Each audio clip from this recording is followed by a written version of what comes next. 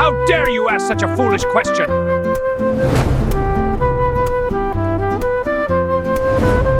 You are to give this to your parents. Yes, sir.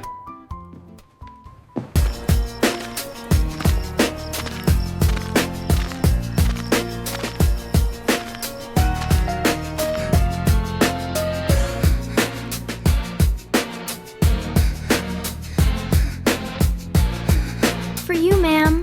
Thank you, Thomas. You're a dear.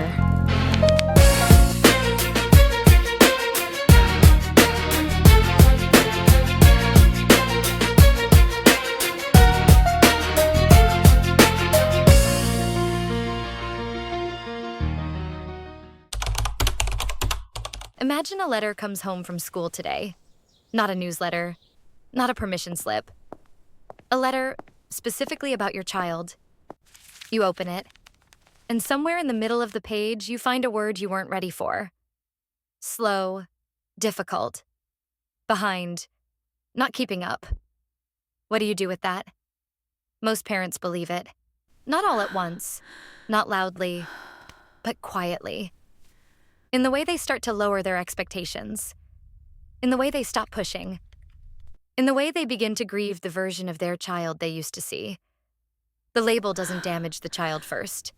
It damages the parent. And then, the parent does the rest.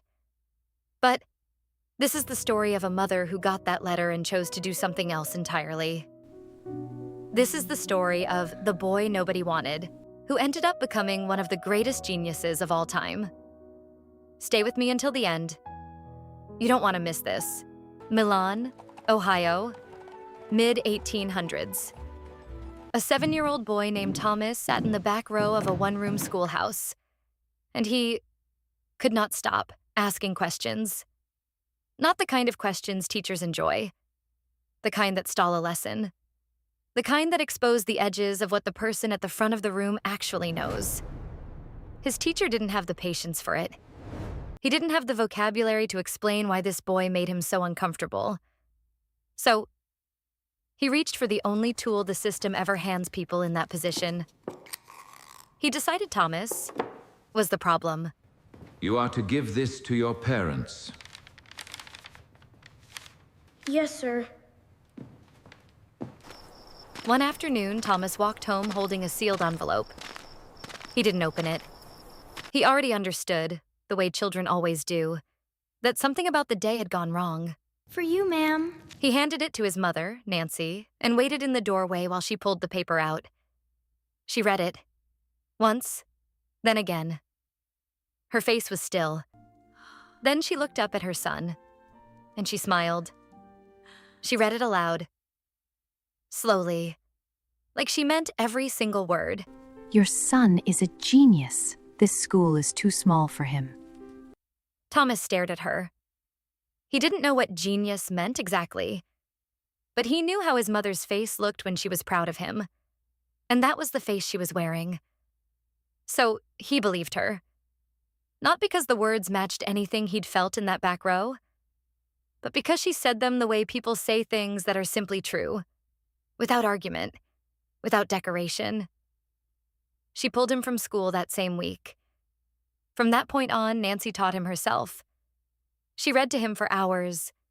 She let him pull things apart and tried to put them back together. When he asked why the sky changed colors, she didn't tell him to stop asking and do his chores.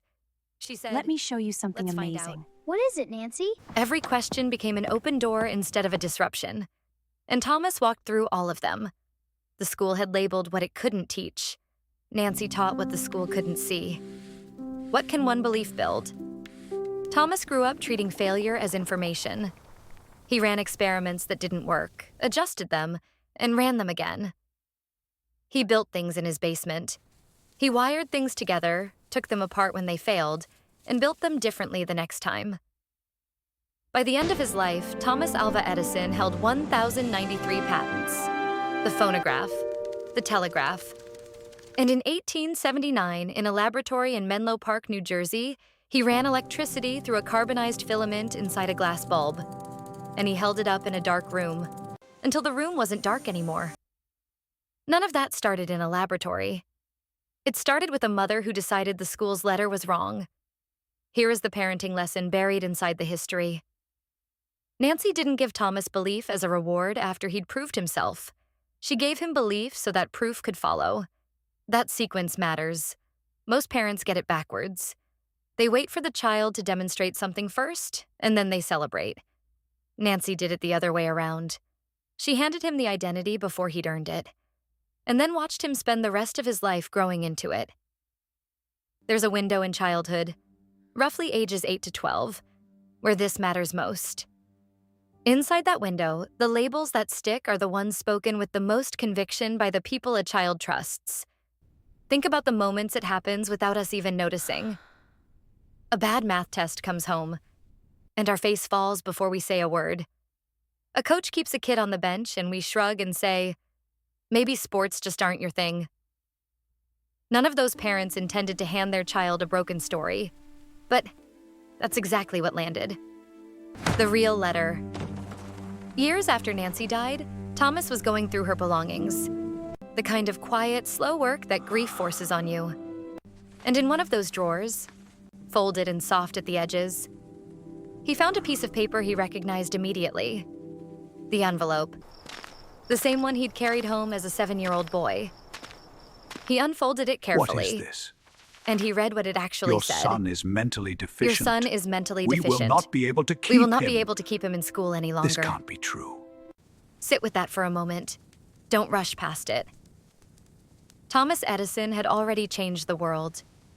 He had spent decades proving that letter was wrong. And yet, standing there in his mother's room, he wept. Not because the words hurt him. He'd outrun those words a long time ago. He wept because of what his mother had done. She hadn't argued. She hadn't complained. She hadn't even told Thomas the truth. Not once in all the years they spent at the kitchen table. She had simply looked at a piece of paper that called her son broken, decided it was describing the wrong person, and handed him a completely different story to live inside. She protected his identity before he was old enough to build one for himself. That is what the tears were about. Not the letter, the choice. Now, this story is about the child sitting in your house right now. Every parent is writing a letter to their child, continuously, through every reaction and every silence. The face you make at the report card. The pause before you answer when they ask if they're good at something. That's the letter. It never stops being written. Do this for 30 days. One sentence spoken aloud about your child's identity. Not praise for what they did, but a statement about who they are. You think in ways most people don't. You don't give up when things get hard. It takes 20 seconds. It compounds like interest. The question isn't whether you'll hand your child a story. You're already doing it. The only question is, which one? Because the story they carry out of your house becomes either the ceiling they bump against or the sky they build toward. Drop a comment with one word your child has been labeled and the word you're replacing it with today.